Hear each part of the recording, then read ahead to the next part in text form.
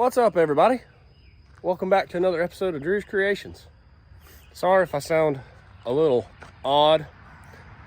I am still getting over a little bit of sickness here. It's been kind of rough, but we're finally starting to get over it. We're just dealing with some sinus stuff now and a little bit of, well, definitely sinus stuff because I can't hear the best right now. So if I'm talking a little loud, that's why. But anyway, I've had some requests lately. People have been asking me about some stuff, and thought I'd come on here and make this little video. Probably won't be super long, but it's got to do with chainsaws. If you like chainsaws and you've been following me for a while, you know I like chainsaws too. This request was for what new things I've picked up lately. Well, I have picked up a few things lately.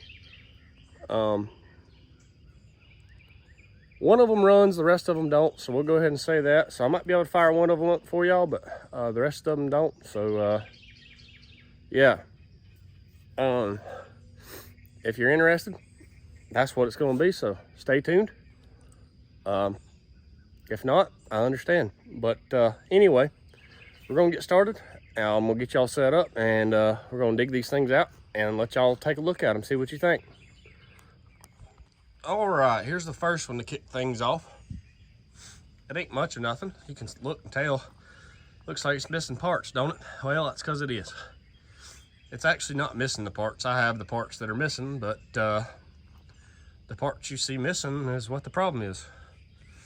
Probably about a month ago, or a little over a month ago, this little gem here popped up on my local marketplace right here in my neighborhood. So I went and snagged it up off some little old lady. She said it was her husband's, and he passed away, and she was just trying to get rid of his stuff, some of his stuff. So I told her, I said it'd be in good hands, and I said we try to do him proud and get it back going again. She said it's probably been sitting for 5 years or better, so I figured we'd try to get it going. I believe it might have been sitting a little longer than that. I don't know for sure, but based off everything that was going on with it, it looks like it's been sitting a little longer than that. The reason why it don't have a pull starter on it right now is because when I first got this thing, it would not pull over at all. It was stuck. You can see the engine spins over. It's got a lot of compression. It's hard to spin over, but it spins over just fine. Nothing feels bad about it. But yeah, the recoil was broke. The pulley inside there was split, and the spring is actually broken inside of it too. So we were gonna try to, me and Bellhopper was gonna try to source a pulley and spring for it, but we ain't been able to do that so far. So I've been trying to just find a whole recoil that's in pretty decent shape for this thing. If anybody has one, let me know. I'd greatly appreciate it, because I figured there wasn't no point in me starting on the carburetor or nothing like that until I'm able to pull it over and check spark and all those things. I like to do that first, just to see what I got. And I haven't been able to pull this thing over, and I don't want to go putting a drill on it, because it tends to mess this flywheel nut up pretty bad, and chances are it's probably just going to break it loose anyway, because this saw's got so much compression. These old 925s, they got thin ring pistons, and they make a good bit of compression, so that's usually what happens on them. But inside here looks pretty good. It's all good and clean. Fuel line split or cut right there, so we're probably going to wind up having to put a fuel line in it. And somebody's went in here and put a spring on the throttle for the return, so I'm sure something was going on there. It wasn't returning very good or whatnot. It's really stiff, but it actually feels pretty good, so might wind up leaving that. I ain't quite sure yet, but I want to be able to pull it over first and see what we got and go from there. But yeah, muffler's in real good shape. Still got its guard on there. I ain't never had a 925 like this. The last one I had had the West Coast, it had a full wrap on it, and it had a different muffler on it than this. So it was made a little bit different. So this is the first 925 I've had like this, but overall seems to be in pretty good shape other than the recoil. It came with this bar. Chain needs a good sharpen, but it's got a lot of life left in it. But yeah, that's one of my recent acquisitions. It's a Homelite Super XL 925. I'll show you all the number on it. If any of y'all Homelite gurus want to try to figure out what year it is, that'd be great. You can see the unit number and the serial number right there. If any of y'all figure out what year it is, I'd greatly appreciate it. That's just one of my recent acquisitions. I'll bring you back with another. All right, check that out. It is a John Deere CS56, otherwise known to bellhopper as Joe Diffie. If y'all have seen bellhoppers, bellhopper has one of these, and he muffler modded his and put a 28-inch bar on it. And this is a small mount saw. It actually takes a small mount Husky bar. Bellhopper put a 28-inch small mount 3/8 bar and chain with his muffler modded. And although it's a little heavy and a little tip heavy, that stock muffler modded saw pulls that 28-inch bar really well. I liked it so much, in fact, I went and snatched this little booger up and was gonna do some videoing on it. And this little thing has been such a nightmare to work on. It didn't just run like bellhoppers did. This one was one of the ones I believe was a factory defect saw. And although it's all nice and pretty, it's been trouble. It's been trouble, but we finally got her worked out now. And it's running great. After hours and days of working on it, it's finally running good. It's had a bunch of replacement parts and whatnot. I'm probably gonna do a separate video on this specific saw, so if this saw catches your eye and you like these kind of things, stay tuned, because I'm probably gonna do a separate video on this thing all by itself. I feel like it deserves its own video. We got to get the chain sharpened up on it, because I did make a couple test cuts with it, and that chain's very dull. So probably do that. Maybe do a little cutting with it. I don't have much around here, but I do have an old dead pine, so we'll probably do that with it. I believe these things are like 56 cc's. It's made by FCO. If you know the FCO manufacturers, pretty good, decent little saw, but it put up a fight for sure. Yeah, it's actually 56.5 cc's right there. It is on the thing. But yeah, put up a nice little fight. But this is one that I also picked up. I've had this one for probably about 2 months now, maybe a little bit longer. And the reason why y'all hadn't seen nothing of it yet is just because it's been such a pain. I actually had some footage of me working on this thing, and I was gonna connect the rest of the footage with it. This thing was just, I'm telling you, it put up such a fight. I ended up just deleting the footage, and I was like, well, this thing was a bust. So anyway, this is the bar and chain that came on this thing. It's about a new bar and chain, honestly, but it's I can't wait to get it sharpened up and actually do something with it finally, now that we finally got it working. And it is muffler modded now. You can tell right here it's got a pretty big hole up in there. It sounds nice. It seems to run pretty good now, but you ask Bellhopper about this thing, he'll tell you all about it. Yeah, that's that's the second acquisition.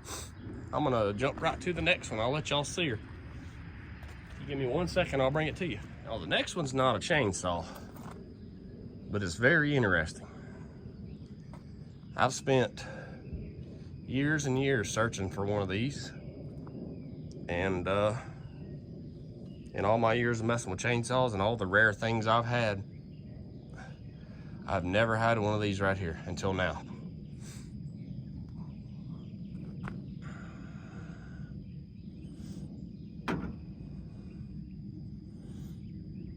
Dun, da, da.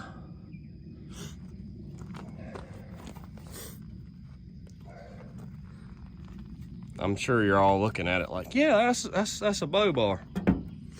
Yeah, it's a bow bar. And I'm sure a lot of you's probably had bow bars before. I'm sure a lot of you have, and I've had some bow bars too. But if you'll look right here, what color is that paint? Probably looks red on camera. Yep, it actually does. It looks red, but it's not red. That's orange paint, folks. And I'll let you see right there what that says. Right there, you can see it. Yes, this is a Husqvarna bow bar. And it's in D009 mount. Very, very interesting, very, very cool. Still has the guards on it. As you can tell, somebody's done some cutting here on it in 2 different spots. Well, I'm sure the chain probably did that, honestly. Looks like right here, actually, somebody's cut on it, though, 'cause it's got a saw mark. But still got the factory guards and the factory, whatever you call these things. Kickstand, I guess, whatever you want to call it. The rails is in really good shape on it. It's a really, really nice bar, really, really nice find. It looks like it, I mean, it was used, but from what I've seen, it don't look like it was used a tremendous amount. So really, really, really cool find. I believe they made 2 different versions of these. They made this one, which has a lot more space from top to bottom, and it's a little bit shorter. And then they made one that was narrower from here to here, but it was longer. I've got to get a chain made for this thing, but we got to figure out how many drivers it is. I'm sure it's quite a bit, but got to get a custom chain made for this and get it mounted on a saw and go try to make a cut with it. I'm not a big bow bar fan, but I had to snatch this thing up because it was too cool not to have. Turns out it was almost 3 hours away from home too, so bit of a drive to get it, but it was worth it. I've had this thing here for a couple months now too, but cool find for those of you that are into bow bars and Husqvarna memorabilia and Husqvarna history. It's a really cool find. All right, sorry to bore y'all. The next one is not a chainsaw either, but it belongs to a chainsaw. A very cool and very special chainsaw. And one y'all don't typically see on my channel a whole lot of. It's a brand you don't see a whole lot on my channel. But it's cool enough that I thought I should show it. I don't have the saw with me right now currently, but I can post a picture of it. I'll have a picture of it in this video so y'all can see it. And I'll tell you about it. But it's gonna be a little while before y'all see anything on it, because we got to source some parts for it. And I'll tell you all about it here in just a minute. Dun, da, da, da. Oh, it's still going. Still going. Oh, there it is. All right. Can't really see it all. It's so big in the you can't catch it all in one frame. But very massive old hard-nosed bar, and it is very heavy. I'm trying to see if it's got any markings on it, and I'm not seeing any. Not seeing any markings on it anywhere.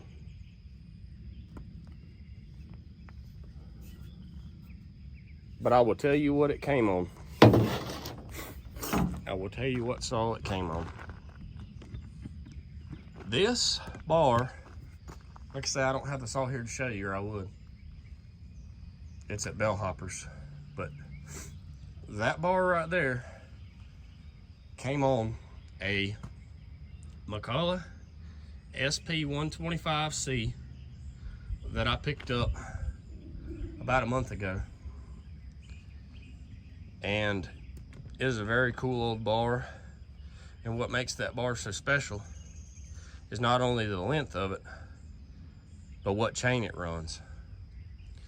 From what me and Bellhopper gathered, that thing's got either 7/16 or 9/16 chain on it. I have the chain here. I need to dig it out and really look at it, because I haven't looked at it myself. But that thing came with that massive chain on it. And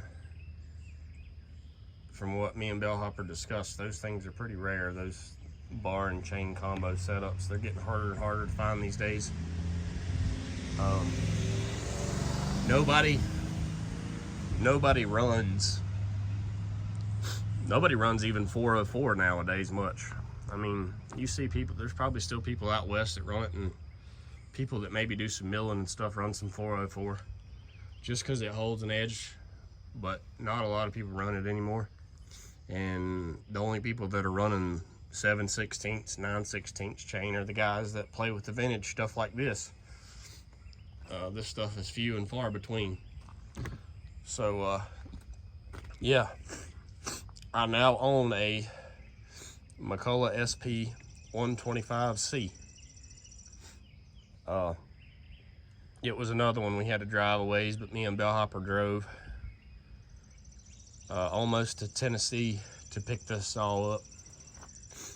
So it was about a 3-hour ride one way, but it was more than worth it. It was a really cool saw. It's in really good shape. Other than the engine was a little rough. Somebody, the person that had it, well, not the person I purchased it from, but the whoever built the saw didn't put it together right. And it was a good thing. Me and Bellhopper got it running. We were able to get it running. We had it bottle fed on the table at his house for about probably 2 minutes. And everything sounded fine in the engine, but it was a good thing we took it apart, because there were some things that were just not right about it, and it would have ended up causing catastrophic failure. So that's why you don't see it in the video right now, because it's completely tore down in a box at Bellhoppers right now. And he's helping me source the parts we need to fix it, because the cylinder was not in the best shape. It's got some chrome that's starting to peel off of it, and the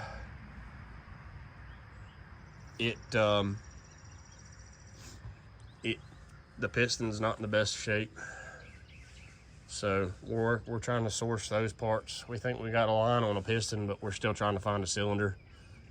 But yeah, I'll post a picture of the saw complete. I still think I still have a picture, so I'll post a picture at the end of this video so y'all can take a look at it. But anyway,